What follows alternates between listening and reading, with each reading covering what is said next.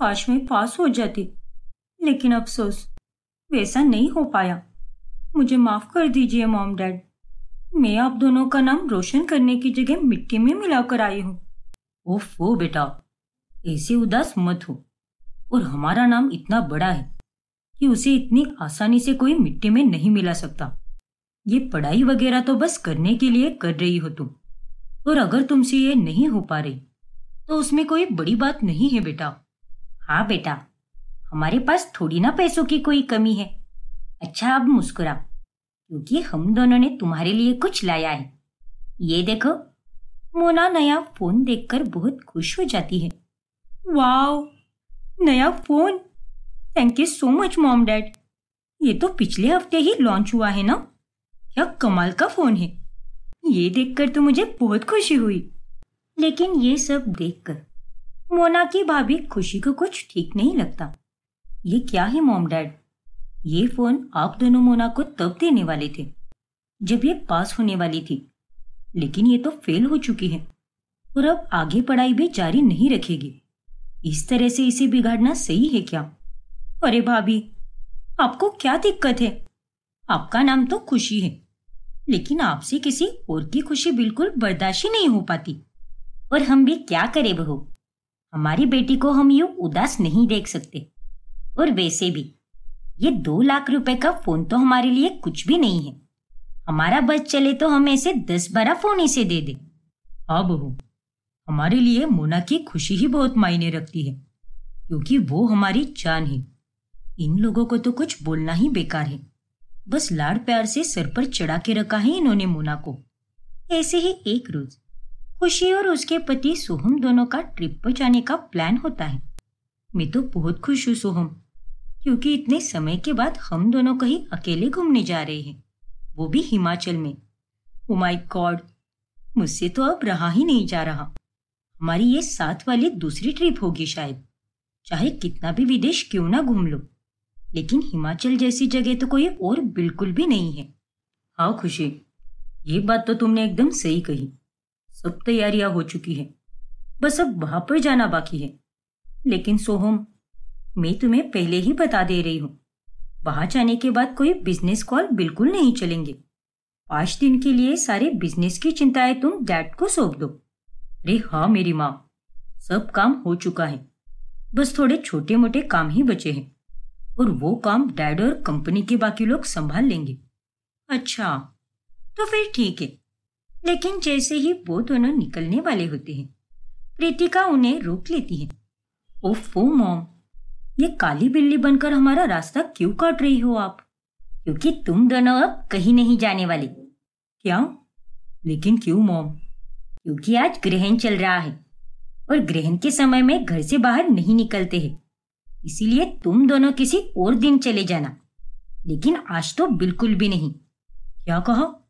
आज ग्रहण है? लेकिन मॉम, ये सारी दकियानुसी बातें हैं, और इनमें कोई सच्चाई नहीं होती। उल्टा ये सब तो विज्ञान से जुड़ा हुआ होता है, और आप लोग तो बस खामोखा ही इन अंधविश्वासी बातों को बढ़ावा दे रहे हो। ये सब गलत है मॉम। नहीं बहू, ये सब अंधविश्वास नहीं है, बल्कि सच्चाई है। अरे हमें क्या तुमने बेवकूफ समझ के रखा है क्या? जो मन में आए वो बोल रही हो। अब चलो, वापस जाओ अपने कमरे में। पर डैड, सुना नहीं क्या तुमने बहू? चलो खुशी, हम फिर कभी चले जाएंगे। अब क्या ही कर सकते हैं, ग्रहण जो है आज। और मॉम डैड अगर कह रहे तो हमें उनकी बात मान लेनी चाहिए, क्योंकि ये सारी बातें सच होती हैं।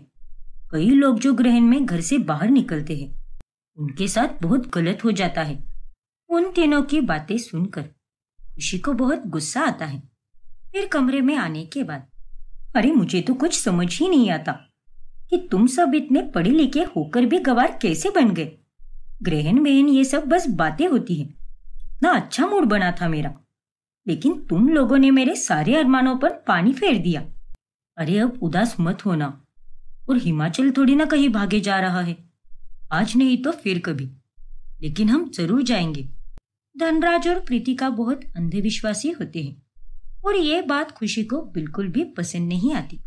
फिर ऐसे ही एक दिन, जब खुशी और मोना दोनों बाहर खरीदारी करने गई होती है, तभी एक गरीब का बच्चा मोना के पास आता है। दीदी दीदी, कुछ खाने को दे दो ना दीदी, बहुत भूख लगी है, दे दो ना। ओफो, पता नहीं कहाँ कहाँ से मुंह उठाकर चले आते हैं ये भिखारी लोग। अरे हटो यहाँ से। ये लो बेटा, ये पैसे रख लो। धन्यवाद दीदी, भगवान आपका खूब भला करे। फिर वो बच्चा वहां से चला जाता है। ये क्या बर्ताव था मोना? अरे क्या बर्ताव का क्या मतलब है? ऐसे गरीब बच्चों से हमें दूर ही रहना चाहिए भाभी। अरे लानत है तुम पर, इतनी अमीर होकर भी एक गरीब बच्चे को देने के लिए तुम्हारे पास 10 रुपए भी नहीं है क्या? महंगे महंगे कपड़े खरीदने के लिए बराबर पैसे होते हैं। अगर किसी रेस्टोरेंट में भी चली जाती हो तो वहां पर एक वेटर को कितनी बड़ी बड़ी टिप देती हो। तो इन गरीब बच्चों ने तुम्हारा क्या बिगाड़ा है? इनसे इतनी घिन क्यों आती है तुम्हें? ओफो भाभी, आप फिर से शुरू मत हो जाइए। हर कोई आपकी तरह नहीं हो सकता। आप ही करती रहिए ये सब। मैं तो चली, ड्राइवर हमारा इंतजार कर रहा होगा। ये लड़की कभी नहीं सुधर सकती और इसकी यही बुरी हरकतें किसी दिन इसे बहुत महंगी पड़ने वाली है।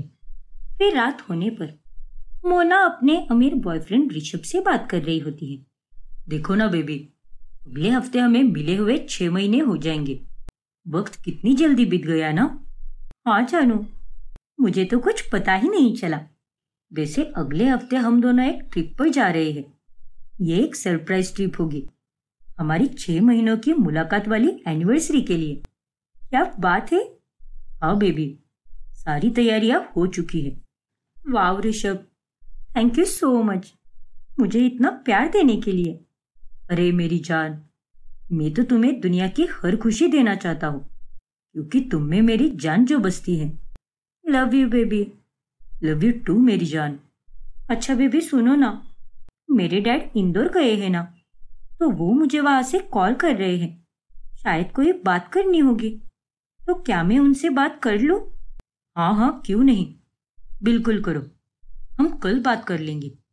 Bye, good night. Good night baby. फिर मोना वो कॉल कट करके फौरन अपने दूसरा बॉयफ्रेंड नील का वीडियो कॉल उठाती है। हेलो बेबी, क्या कर रहे हो तुम? मैं तो तुम्हारे ही कॉल का इंतजार कर रही थी। अच्छा, इसी बात है क्या? तो फिर इतनी रात गए तुम्हारा कॉल बिजी कैसे आ रहा था? किससे बात कर रही थी तुम? वो मैं मेरे डैड से बात कर रही थी। वो इंदौर गए हैं ना बिजनेस मीटिंग के लिए, तो वही पूछ रहे थे कि क्या लाना है तुम्हारे लिए। अच्छा, वैसे नील, आज तुम बहुत ही हैंडसम लग रहे हो बेबी, बिल्कुल किसी फिल्म के हीरो की तरह।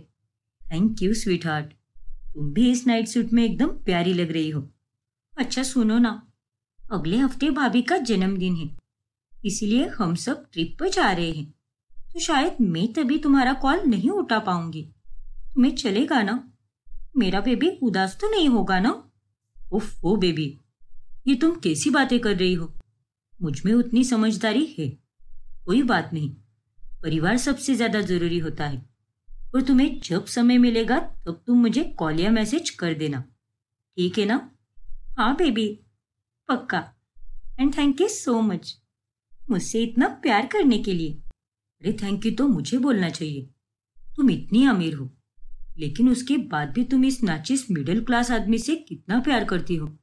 अरे चुप रहो, कुछ भी बोलते रहते हो तुम। इस तरह से मोना दोनों बॉयफ्रेंड के साथ बात करके अपना फोन साइड में रख देती है। हे भगवान, इन दोनों बॉयफ्रेंड को एक साथ संभालना कभी कभी बहुत मुश्किल हो जाता है। लेकिन मैं भी अब क्या करूं?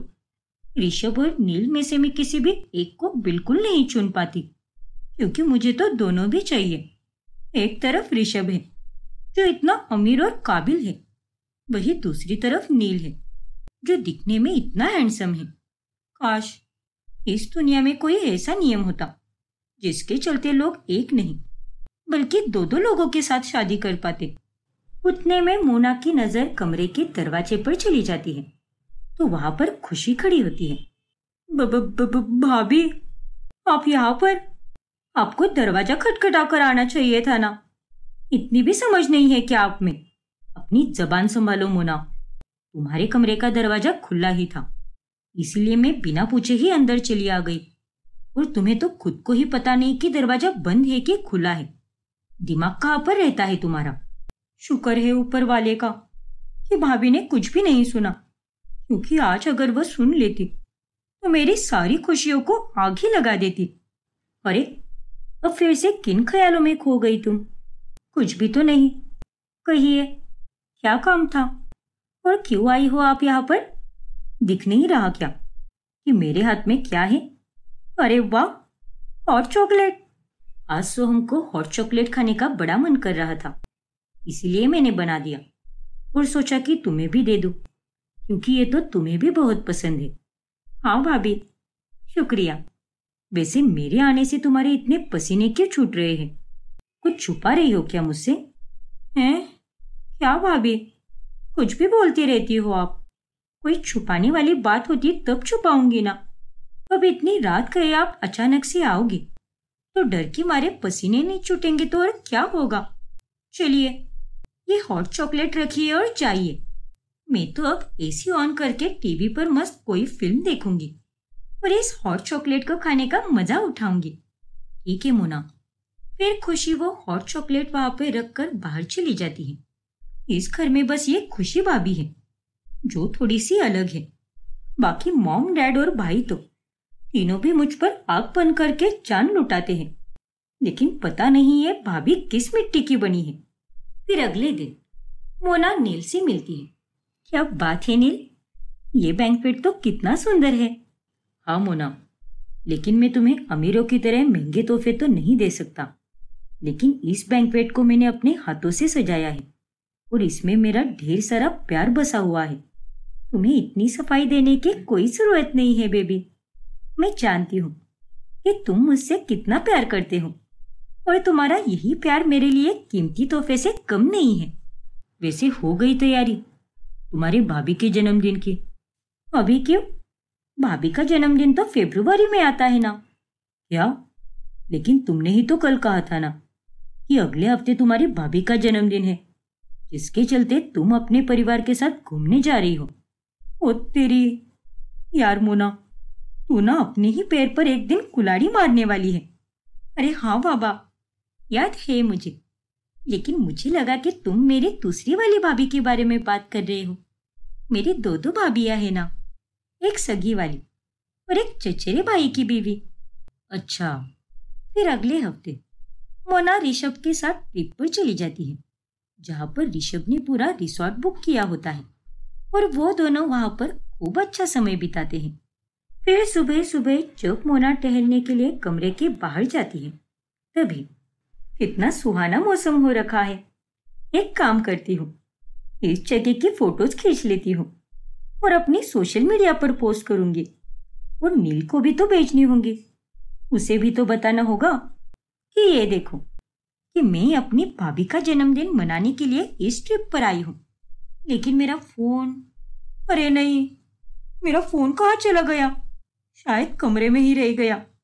मोना बहुत डर जाती है और झट से अपने कमरे के अंदर भागती है। ऋषभ किसी भी समय उठने वाला होगा और अगर उसने मेरा फोन चेक कर लिया तो वो उसमें मेरे और नील के फोटोज देख लेगा और तब तो मेरी शामत ही आ जाएगी। हे भगवान, बचा लेना मुझे।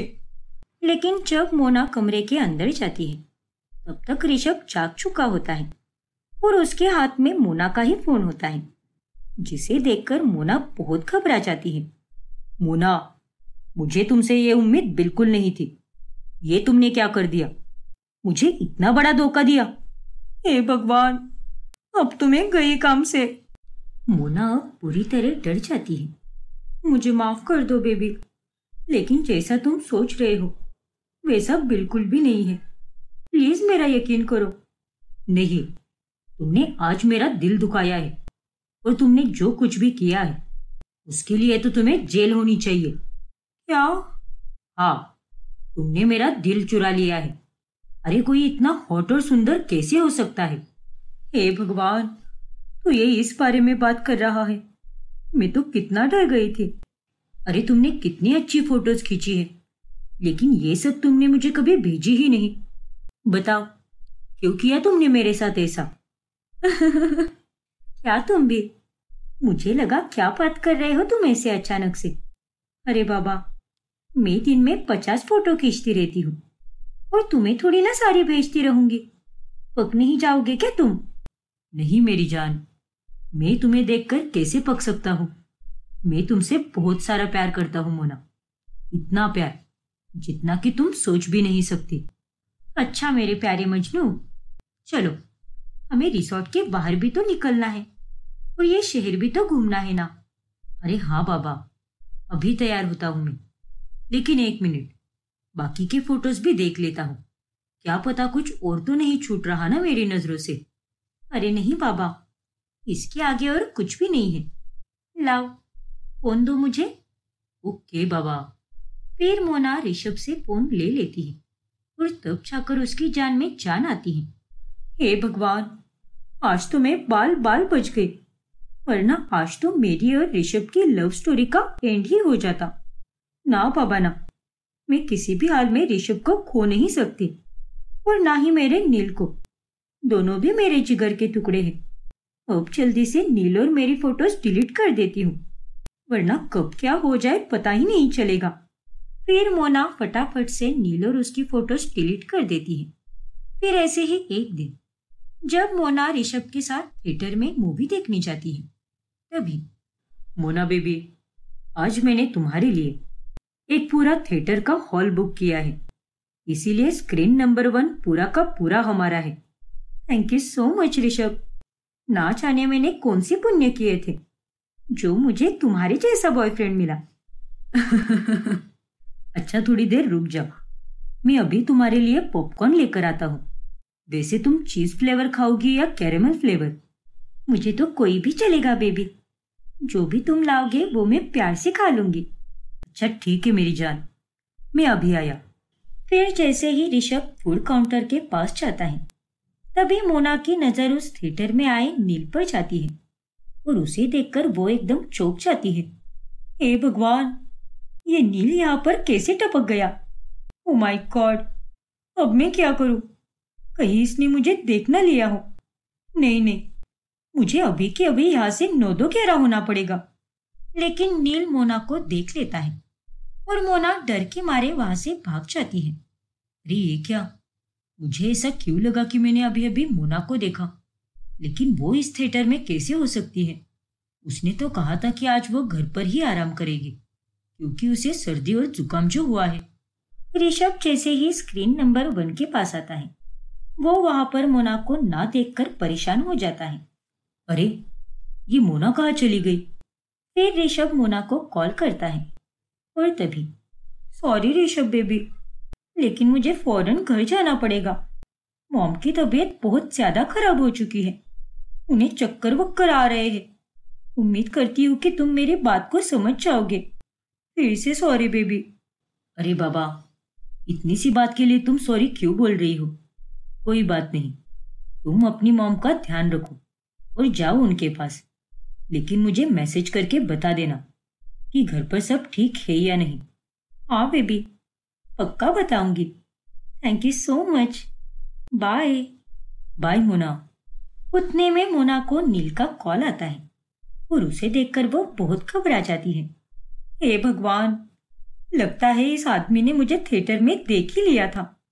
वो तो अच्छा हुआ कि मैं भीड़ में रहकर भाग गई, वरना अगर वो मेरे पास आ जाता और उतने में वहां पर ऋषभ भी पॉपकॉर्न लेकर आ जाता, तो ना जाने आज कितना बड़ा सियाप्पा हो जाता। लेकिन अब मैं क्या करूं? ये तो मुझे वीडियो कॉल कर रहा है और मुझे इस ड्रेस में देखकर वह समझ जाएगा कि मैं थिएटर से ही भाग चुकी हूँ। फोन की घंटी बज ही रही होती है और वो देखकर मोना का दिमाग हिल जाता है। यार, एक काम करती हूँ, इसे कल की घर में खींची हुई फोटोज भेज देती हूँ। वैसे भी इसे तो मैंने बता ही दिया है कि मैं बीमार हूँ और उस कारण से मैं घर में ही पड़ी हुई हूँ। हाँ, यही सही रहेगा।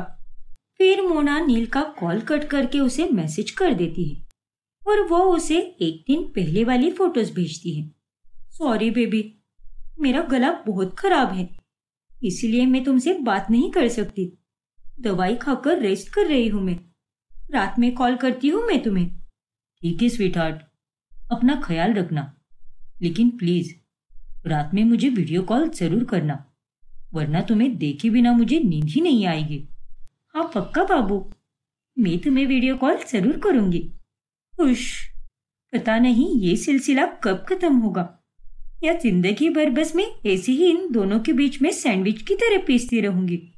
फिर एक दिन जब मोना को पार्टी में जाना होता है, तभी उसे ऋषभ वहां पर छोड़ देता है। भाईजान, पार्टी के बाद मुझे कॉल करना, मैं तुम्हें लेने आ जाऊंगा। यही पास में ही है मेरी मीटिंग, ठीक है ना? Okay baby, bye. ऋषभ को वहां पर देखकर मोना की सहेलियों की आंखें खुली की खुली रह जाती हैं। यार मोना, तेरे बॉयफ्रेंड के पास तो अब तक की सबसे महंगी कार है, और उसने सर से पांव तक सब कुछ ब्रांडेड ही पहना था। हाँ यार, काश मुझे भी ऐसा ही कोई अमीर बॉयफ्रेंड मिल जाए। अफसोस पिपाशा, तेरी किस्मत ऐसी कहाँ, क्योंकि अमीर बॉयफ्रेंड पाने के लिए खुद का भी उतना अमीर और सुंदर होना बहुत जरूरी होता है, और इनमें से एक भी खूबी तुझमें बिल्कुल भी नहीं है। इसलिए ऐसे सपने देखना बंद कर दे बहन। बड़ी आई अमीर बॉयफ्रेंड पाने के सपने देखने वाली बेवकूफ लड़की। सभी सहेलियां पिपाशा पर खूब हंसती हैं, जिस कारण उसे बहुत गुस्सा आता है। फिर एक दिन जब मोना नील के साथ एक कैफे में बैठी होती है, तभी कैफे के बाहर से गुजर रही बिपाशा मोना को नील के साथ देख लेती है, और उन दोनों को देखकर वो काफी हैरान हो जाती है। अरे ये क्या, ये मोना के पास तो इतना अमीर बॉयफ्रेंड होने के बाद भी एक मिडिल क्लास आदमी के साथ ये अफेयर कर रही है। बाप रे, ये दोनों तो एक दूसरे के हाथ पर किस कर रहे हैं। और ये क्या, मामला तो और भी गंभीर होते जा रहा है। दोनों ने तो एक दूसरे की झूठी कॉफी तक पी ली। एक काम करती हूँ, इन दोनों की फोटोज खींच लेती हूँ। फिर बिपाशा फौरन नील और मोना की फोटोज खींच लेती है, और बाद में जब नील वहां से चला जाता है, तभी बिपाशा मोना के पास जाकर वो उसे फोटोज दिखाती है, जिन्हें देखकर मोना के होश उड़ जाते हैं। अरे नहीं बिपाशा, ये तुमने क्या कर दिया? उस दिन तुमने मेरा सबके सामने मजाक उड़ाया था ना, तब तो मैं कुछ नहीं बोल पाई, लेकिन उस बात का बदला तो अब मैं लेकर ही रहूंगी। मैं तुम्हारे पहले बॉयफ्रेंड ऋषभ को ये फोटोज दिखा दूंगी।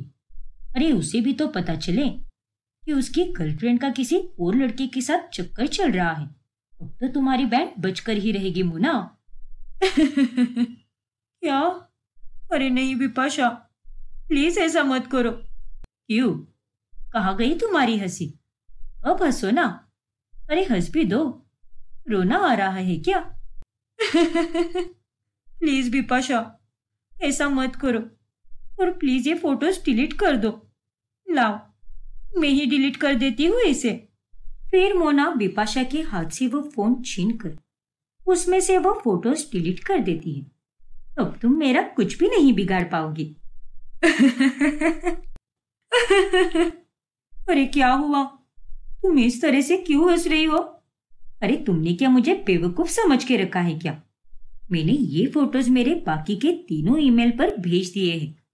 अब तुम चाहकर भी मेरा कुछ भी नहीं कर सकती, क्योंकि तुम्हारी किस्मत अब मेरे हाथ में है मोना।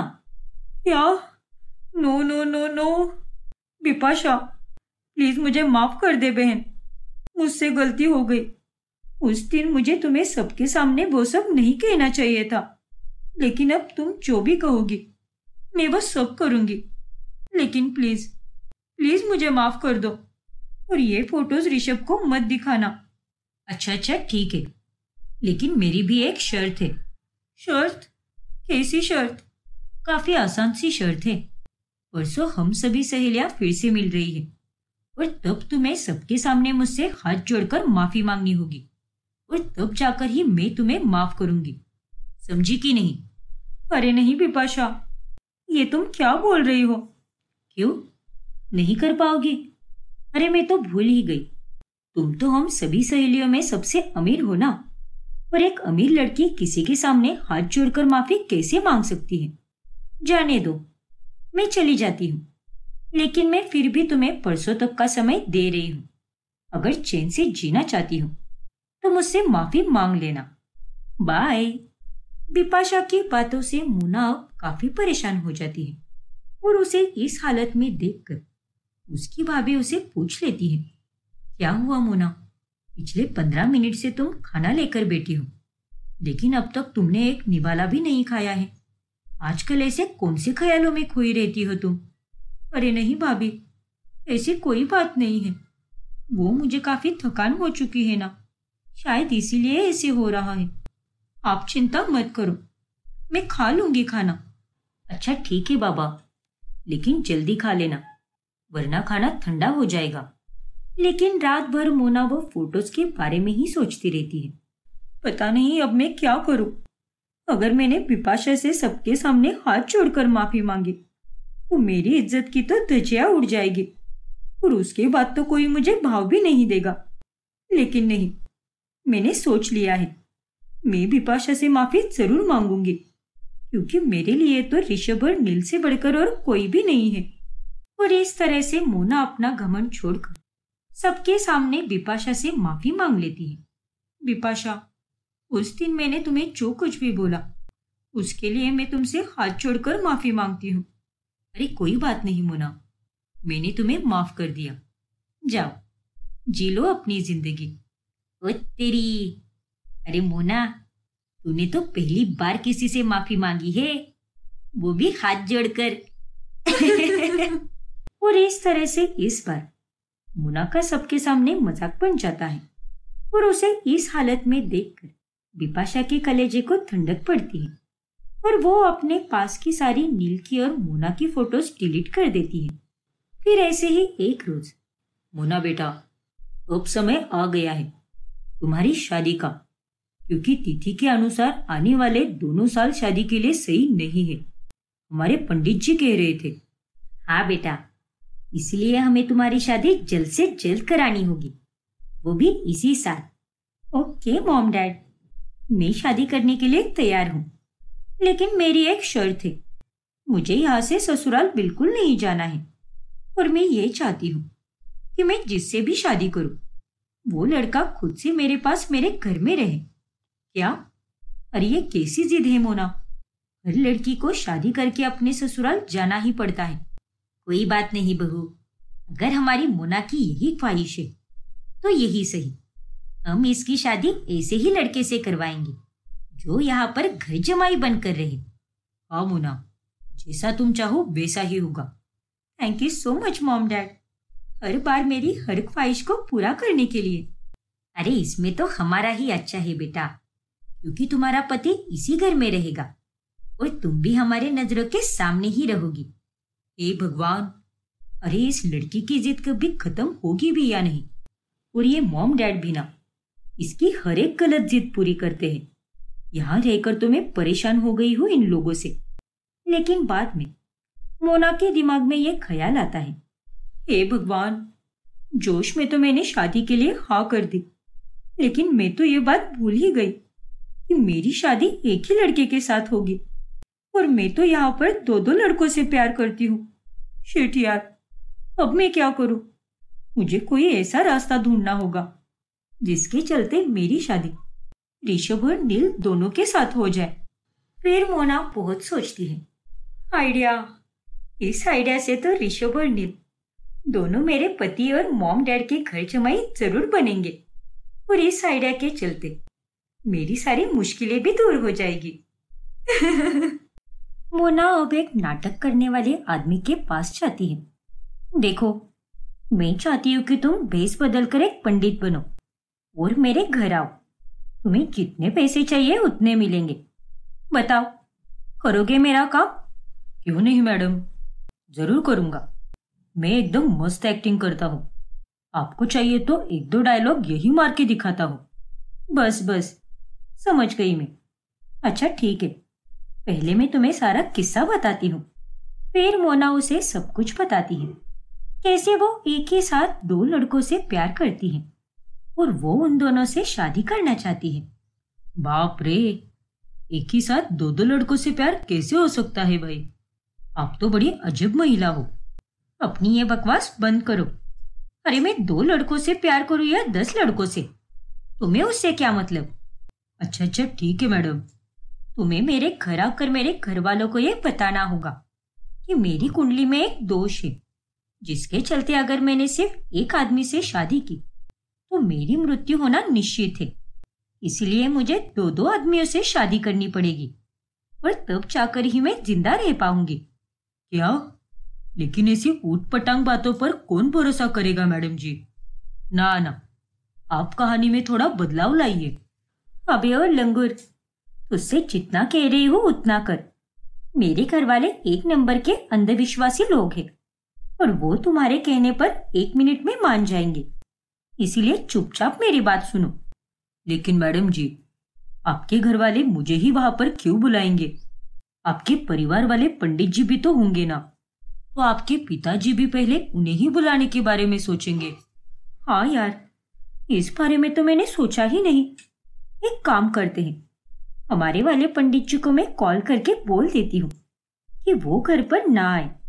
डैड ने दूसरे पंडित जी को बुलाया है, जिसे सुनकर हमारे पंडित जी बहुत गुस्सा हो जाएंगे और फिर वो यहाँ पर कभी नहीं आएंगे और ना ही डैड का कोई कॉल भी उठाएंगे।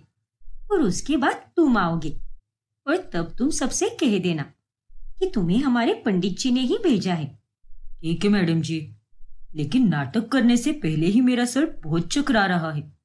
गोलमाल है भाई, सब गोलमाल है।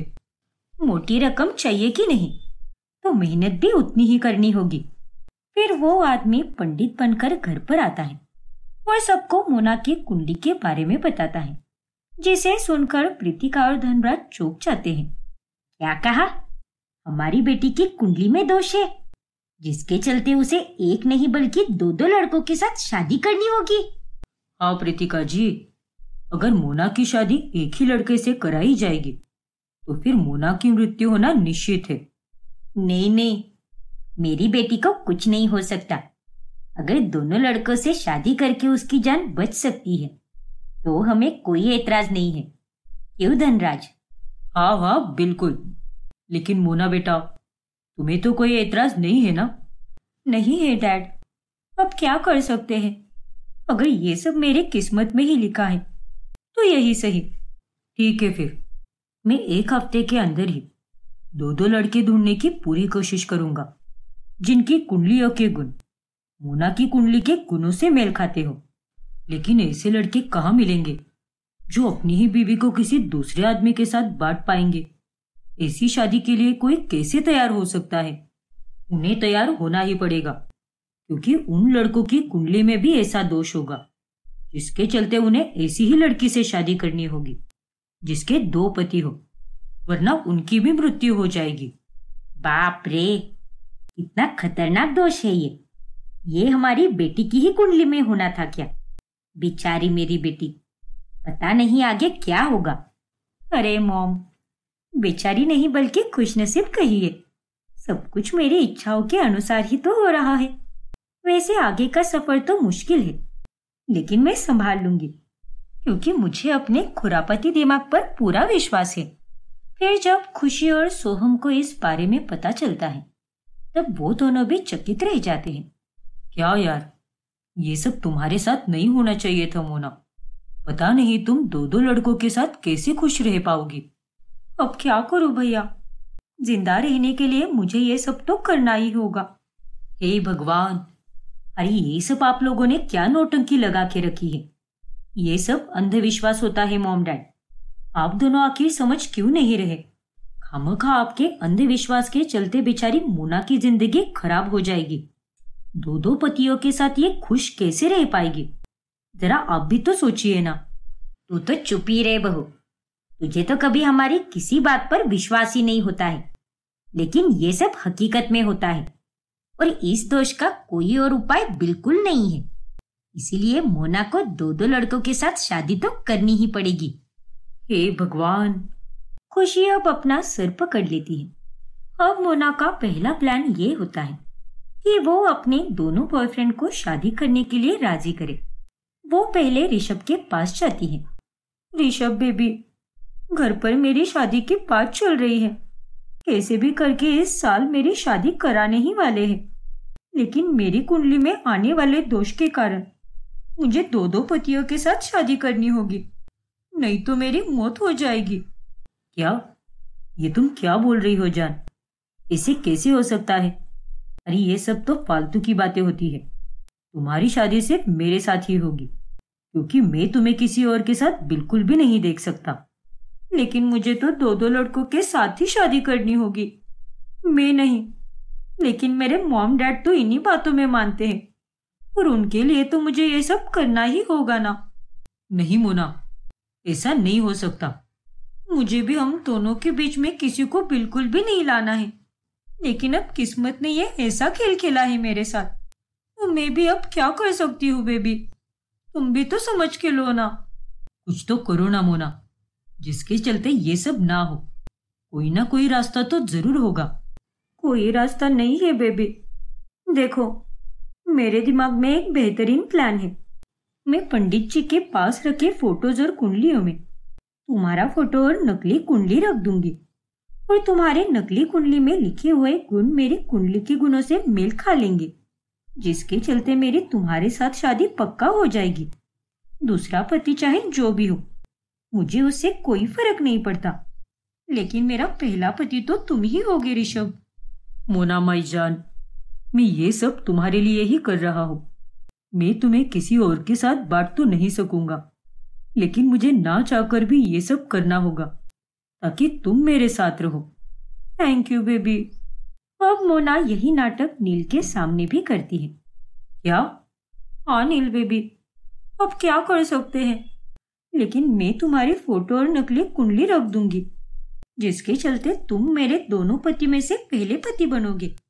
दूसरे पति से तो मुझे कोई लेना देना भी नहीं रहेगा, और उसके साथ तो मैं बस नाम के लिए ही रहूंगी, लेकिन मेरा जो कुछ भी हो तुम ही हो नील बेबी। ठीक है मोना, अगर तुम्हें पाने के लिए मुझे इस दर्द से गुजरना पड़े तो मैं गुजरने के लिए तैयार हूँ। दर्द तो मुझे भी बहुत होगा नील, लेकिन हम दोनों साथ तो रहेंगे। ऐसा तो नहीं कि हम दूर हो जाएंगे। And thank you so much nil.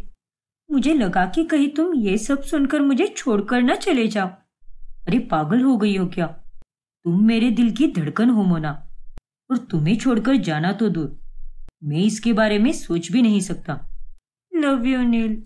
Love you too sweetheart. इस तरह मोना अब अपने दोनों बॉयफ्रेंड को उल्लू बना देती है। आखिरकार मैंने अपने दोनों बॉयफ्रेंड को झूठ बोलकर मना ही लिया है।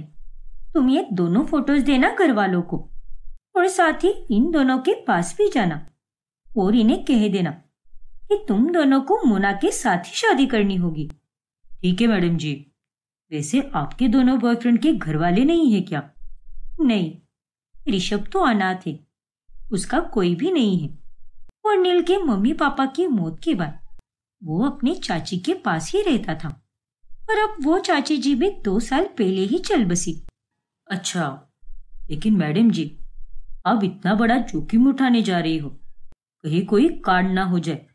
मेरी माँ मुझसे हमेशा कहा करती थी कि अगर एक समय पर 2-2 नाव पर पैर रखोगे तो पानी में डूब जाओगे। अपनी ये गंदी जुबान से ऐसी घटिया बातें मत बोलो, वरना ये नाटक करने के लिए मैं किसी और आदमी को ढूंढ लूंगी। अरे नहीं मैडम जी, ऐसे कैसे आप दूसरे आदमी को ढूंढोगी? मुझे माफ कर दीजिए।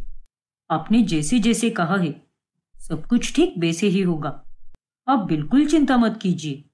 फिर वो आदमी फिर से पंडित बनकर घर आता है और उन्हें फोटोज दिखाता है, जिसके बाद प्रीतिका और धनराज एक एक करके ऋषभ और नील से मिलने आते हैं, और आखिरकार मोना की शादी अपने ही दोनों बॉयफ्रेंड के साथ तय हो जाती है, जिसके चलते मोना बहुत खुश होती है। बड़ी अजीब बात है मोना, तुम्हारी 2-2 लड़कों के साथ शादी होने वाली है, लेकिन इसमें नाखुश होने की जगह तुम इतना खुश कैसे हो सकती हो? अरे यार, फिर से वही बात। अरे भाभी, मैं तो कहती हूँ कि आप अपना नाम ही बदल दो। खुशी नाम आप पर बिल्कुल भी नहीं जचता। अब मेरी शादी एक लड़के से हो या 2 लड़कों से, शादी तो जिंदगी में एक ही बार होती है ना, तो उसमें भी मैं खुश नहीं हूं तो क्या रोती रहूं क्या? सच में हद है भाभी। इतना कहकर मोना वहां से चली जाती है। पता नहीं क्यों, लेकिन मुझे इस मोना के हाव भाव देखकर ऐसा क्यों लग रहा है जैसे ये कुछ तो गड़बड़ कर रही है। तभी वहां पर सोहम आता है। अरे तुम यहाँ पर हो खुशी, और मैं तुम्हें पूरे घर में ढूंढ रहा हूँ। क्या हुआ सोहम? अरे तुम भूल गई क्या? हमें मेरे दोस्त की सालगिरह की पार्टी में जाना है। जल्दी से तैयार हो जा। अरे हाँ, ये बात तो मेरे दिमाग से ही निकल गई। फिर खुशी बाहर जाने के चक्कर में मोना के बारे में भूल ही जाती है और उसका शक आगे नहीं बढ़ पाता। फिर कुछ ही दिनों में विधि विधान से मोना की ऋषभ और नील के साथ शादी हो जाती है, जिसके बाद प्रीतिका और धनराज अपनी जायदाद का एक एक हिस्सा ऋषभ और नील को दे देते हैं। ऋषभ और नील बेटा, तुम दोनों अब हमारे घर जमाई हो, इसलिए ये जायदाद का हिस्सा अपनी शादी का तोहफा ही समझ लो। और अब से तुम दोनों भी हमारे बिजनेस के साथीदार बन चुके हो। शुक्रिया मॉम।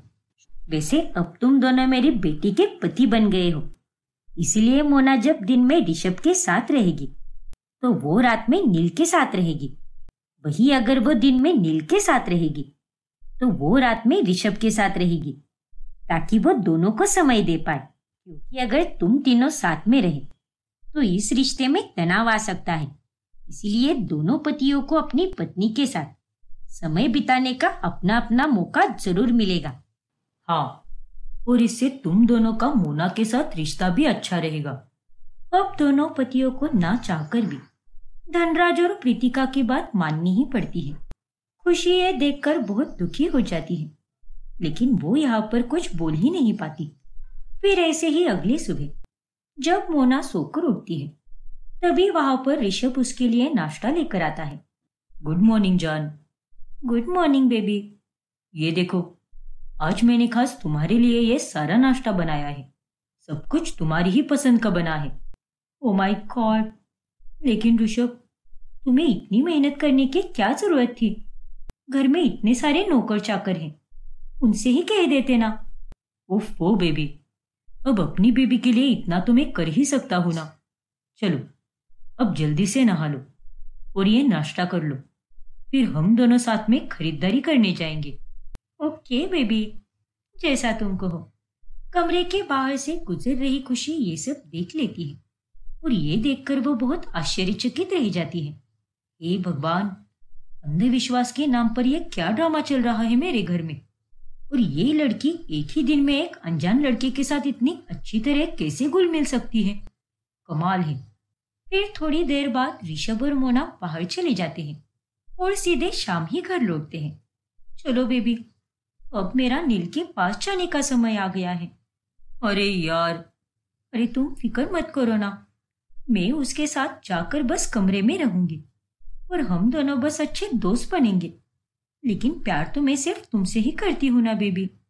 पता है बेबी, लेकिन आज की रात में तुम्हें बहुत मिस करूंगा। मैं भी बेबी। लेकिन कोई बात नहीं, हम कल फिर मिलेंगे और तुम्हारे प्यार के लिए, ये दर्द सहने के लिए मैं तैयार हूँ। यस बेबी, मैं भी तो सहन कर रही हूँ ना। तुमसे अलग रहकर मैं भी उदास ही रहूंगी, पर हमें परिवार वालों की खुशी के लिए यह सब करना ही पड़ेगा। हाँ जान, मैं समझ सकता हूँ। ऋषभ और मोना एक दूसरे के साथ बात कर ही रहे होते हैं कि उतने में उनकी नजर नील पर जाती है, जो उनके पीछे ही खड़ा होता है। हे भगवान, ये नील यहाँ पर क्या कर रहा है? कहीं इसने मेरी और ऋषभ की बातें तो नहीं सुन ली ना? इतनी गुस्से से भरी आंखों से देख रहा है ये मुझे। कहीं शादी के बाद मेरा पहला दिन मेरा आखिरी दिन ना बन जाए। नील गुस्से में वहां से चला जाता है।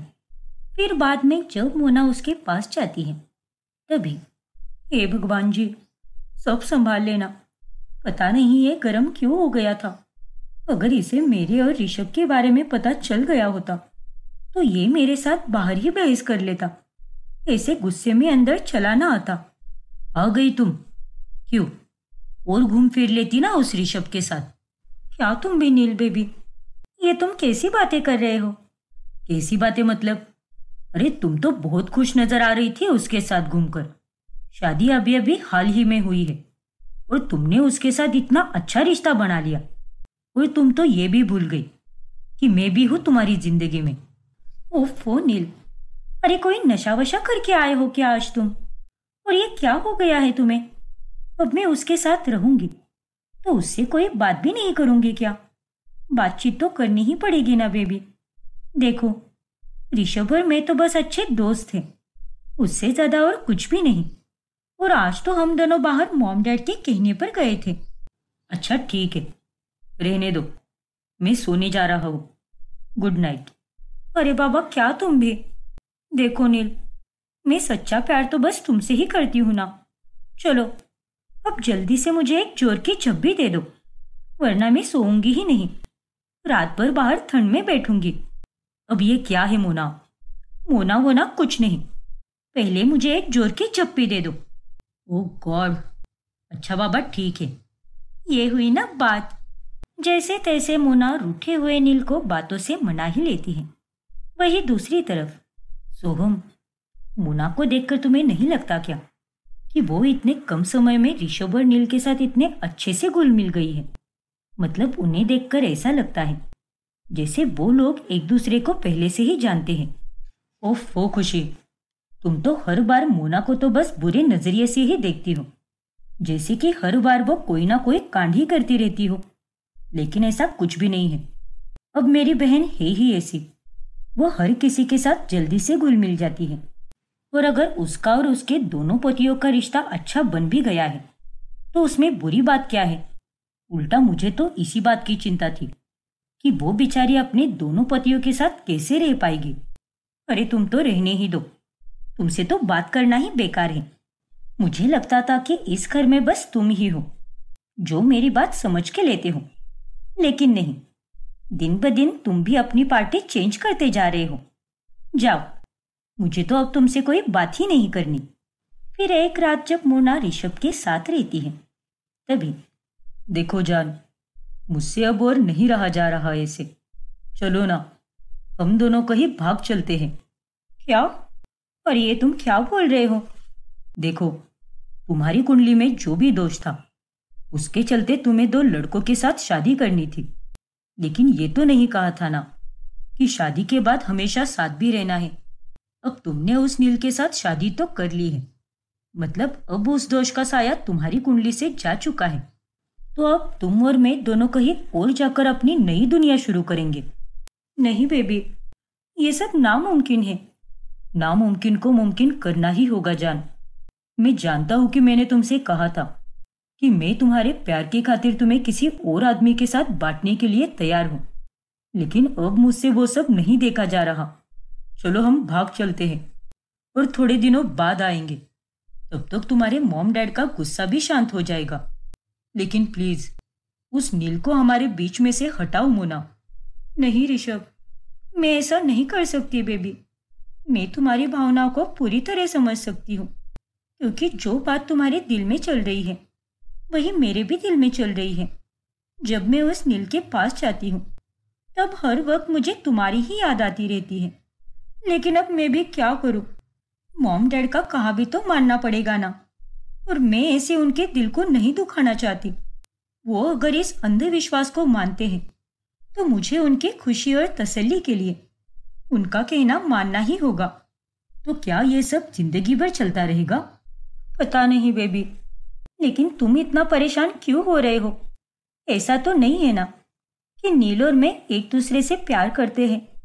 अरे हम दोनों तो अलग अलग सोते हैं और हम दोनों तो सिर्फ दोस्तों की तरह ही बात करते हैं और इस रिश्ते को एक जिम्मेदारी की तरह निभा रहे हैं।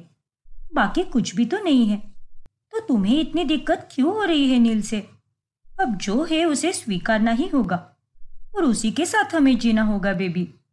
अपने दोनों पतियों को संभालना मोना के लिए दिन ब दिन मुश्किल होता जाता है।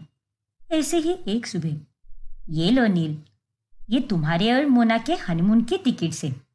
और ऋषभ बेटा, ये तुम्हारे और मोना की हनीमून की टिकट्स। पहले नील और मोना अपना हनीमून करके आएंगे, उसके बाद ऋषभ और मोना जाएंगे। इस तरह से दोनों पतियों को अपनी पत्नी के साथ समय बिताने का अच्छा मौका मिलेगा। अब मोना 2 बार हनीमून पर जाती है और दोनों के साथ खूब मजे करती है। कभी कभी मेरे मॉम डैड मेरा काम कितना आसान कर देते हैं।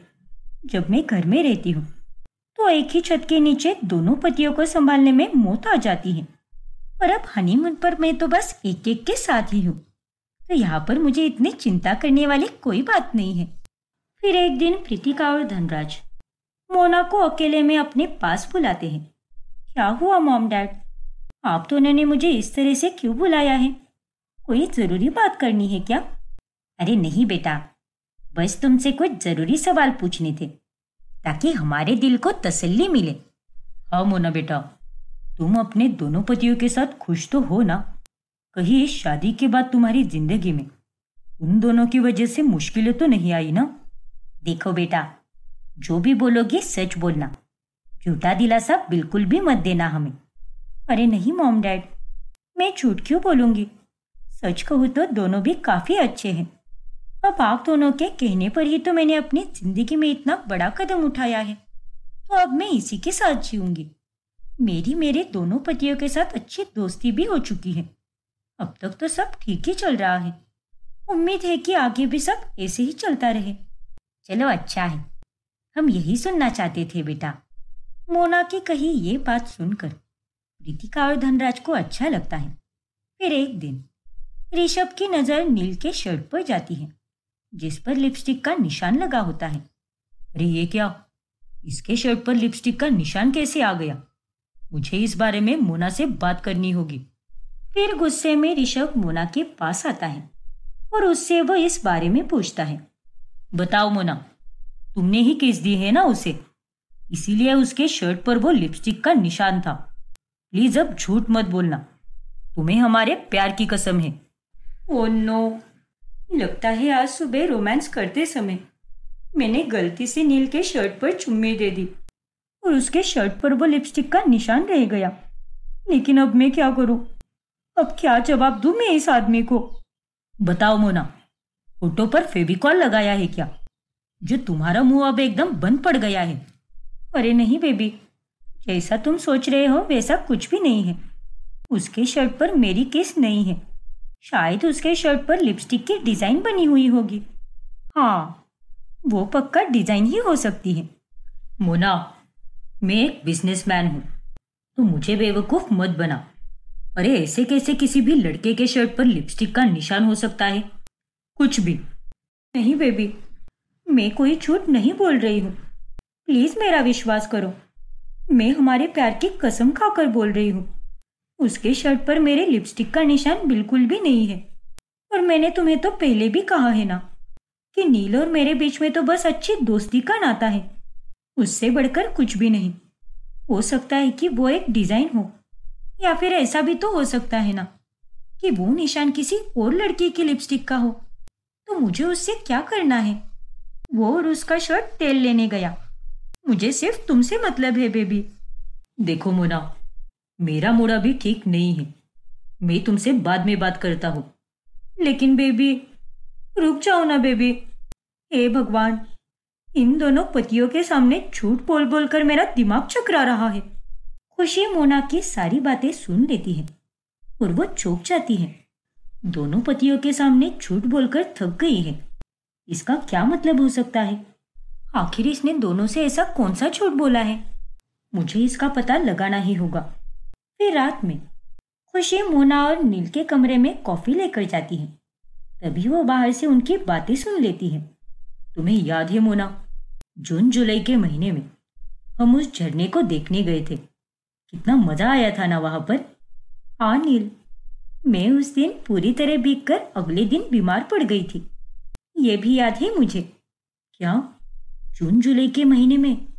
लेकिन अभी तो दिसंबर का महीना चल रहा है और इनकी शादी तो अभी अभी हुई है।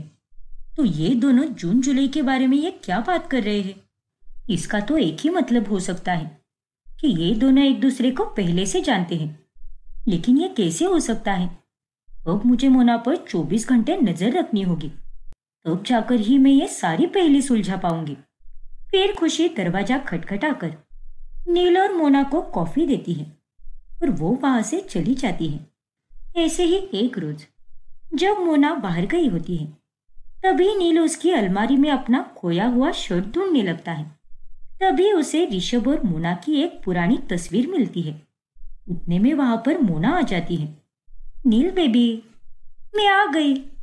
मोना, ये तस्वीर तुमने कब खींची और ये तस्वीर तुम्हारे और ऋषभ के कमरे में होने की जगह हमारे कमरे में क्या कर रही है? लो, हो गया फिर से सियाप्पा। वहां पर वो आदमी मुझसे नाराज होकर बैठा हुआ है और यहाँ पर इसके सामने भी मेरा राज खुलते जा रहा है। लगता है मेरी उल्टी गिनती शुरू हो चुकी है। चुप क्यों हो मोना? बताओ मुझे। अरे बेबी, ये फोटो मैंने अभी हाल ही में खींची हुई है और इसे मैं ऋषभ और मेरे कमरे में रखने ही वाली थी, लेकिन गलती से मैंने इसे अपने ही कमरे में रख दिया। मॉम डैड ने कहा था कि तुम दोनों जाकर फोटो खिंचवा लेना, तो इसलिए हमने फोटो खींच ली। झूठ मोना, ये तुम सरासर झूठ बोल रही हो। अरे नहीं बेबी। देखो मोना, ये फोटो हाल ही में खींची हुई फोटो बिल्कुल भी नहीं लग रही। ये काफी पुरानी फोटो है। तुम्हारा ये हेयर कट तो तुमने 5 से 6 महीने पहले किया था। पता नहीं क्यों, लेकिन अब मुझे तुम्हारे और ऋषभ के रिश्ते पर शक होने लगा है। अरे नहीं बेबी, ऐसा बिल्कुल भी नहीं है। तुम्हारी कसम। तुम पहले मेरी बात अच्छे से सुन लो। जाने दो मोना, मुझे तुमसे कोई बात नहीं करनी। पर नील, बेबी मेरी बात तो सुनो। ऋषभ की तरह नील को भी अब मोना पर शक हो जाता है और वो भी गुस्सा होकर अपने कमरे के बाहर चला जाता है और उनकी यह सारी बातें कमरे के बाहर खड़ी खुशी सुन लेती है। मैंने शुरुआत में ये सोचा था कि मेरा यह प्लान काफी अच्छे तरीके से काम करेगा और आगे जाकर सब एकदम अच्छी तरीके से सेट भी हो जाएगा, लेकिन यहाँ पर तो हर दिन किसी ना किसी तरह मेरी बैंड बजती जा रही है। पहले तो मैंने नकली पंडित को बुलाया और फिर अपने ही परिवार को अंधविश्वास के नाटक में फंसाया ताकि मैं अपने दोनों बॉयफ्रेंड के साथ एक साथ शादी कर पाऊं। लेकिन अब ना जाने मुझे और कितने पापड़ बेलने पड़ेंगे। अच्छा, तो ये माजरा है। इस लड़की ने इतनी बड़ी चाल चली है। इसने जो कुछ भी किया है बहुत गलत किया है, लेकिन मैं अब चुप बिल्कुल नहीं रहूंगी। तुम्हारा पर्दाफाश तो मैं करके ही रहूंगी मोना। अब खुशी बड़ी ही चालाकी से मोना के फोन में से उस नकली पंडित का नंबर ढूंढ निकालती है और वो उससे मिलने चाहती है। ये लो, मैं तुम्हें मोना से भी ज्यादा पैसे दे रही हूँ। चलो मेरे साथ और सबको बता दो कि मोना ने क्या कहा था तुम्हें। अरे नहीं मैडम जी, ये आप क्या कह रही हो? देखो, तुम्हें पैसा चाहिए कि नहीं? नहीं नहीं, मेरा मतलब पैसा तो चाहिए मुझे। तो फिर चलो और सबको सारे सबूत दिखाना, तुम्हारी और मोना की चैट, कॉल्स और बाकी सब कुछ। लेकिन इन सब के कारण मुझे कोई नुकसान तो नहीं होगा ना? कहीं आपके घर वाले मुझे जेल ना भेज दे। ऐसा बिल्कुल भी नहीं होगा, तुम बेफिक्र रहो। मैं तुम्हें कुछ भी नहीं होने दूंगी, इसकी जिम्मेदारी लेती हूं मैं। तो फिर ठीक है। फिर वो नाटक करने वाला आदमी घर आकर सबके सामने मोना की सच्चाई बता देता है कि कैसे उसने ये सब झूठ कहने के लिए उसे पैसे दे दिए। ये सब क्या है मोना? इसका मतलब तुमने हमसे झूठ बोला और तुम्हारी कुंडली में कोई दोष भी नहीं है? हाँ मॉम, इसने आप दोनों के अंधविश्वास में भरोसा रखने का फायदा उठाया और उसी के जरिए ये चाल चली ताकि इसकी शादी इसके दोनों बॉयफ्रेंड के साथ हो जाए। अरे इसने ना तो सिर्फ आप दोनों को, बल्कि इसने तो अपने दोनों बॉयफ्रेंड को भी धोखा दिया है। छी मोना, मुझे तुमसे ये उम्मीद बिल्कुल नहीं थी और तुमने मेरे साथ जो कुछ भी किया है मैं उसके लिए तुम्हें कभी माफ नहीं करूंगा। और मैं भी, मुझे तो तुम पे पहले ही शक हो चुका था। अरे लानत है तुम पर मोना, मैंने तुम्हें क्या सोचा था और तुम कितनी गिरी हुई लड़की निकली। अरे ऐसा कुछ भी नहीं है, ये झूठ बोल रही है। मेरी बात तो सुनो। ऋषभ और नील उसकी कोई बात नहीं सुनते और वो दोनों मोना को हमेशा हमेशा के लिए छोड़कर चले जाते हैं। मॉम डैड, प्लीज मुझे माफ कर दो।